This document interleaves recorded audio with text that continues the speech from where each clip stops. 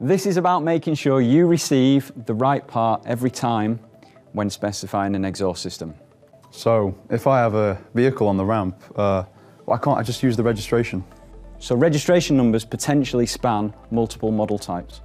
Right, so what information do I need to know to get that exhaust right every time? Most important things you need to know is the make of the vehicle, obviously, the model of the vehicle, the year of application, the fuel type, the body type, the engine size, the transmission type, and also the Euro level. Right, so what happens behind the scenes? So behind the scenes, there are various ways that a part can be referenced. So it could be by make and model, which we've already mentioned. It could be by our Klarius part number. It could be on a catalogue system strip. It could be competitors cross-reference. It could, of course, be the original equipment manufacturer's reference as well. What do I do if I'm still not sure that I've got the right exhaust? When you call through to a factors, they're going to see something like this, which is a system strip. Across the top, you can see various different part numbers.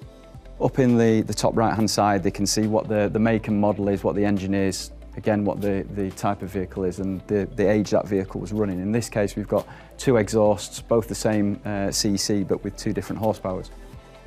So by having all the information that I just mentioned, the person on the end of the phone can make sure that they've got the right system strip and therefore they're cross-referencing the right part, and then you get what you need, hopefully, to get the car back on the road.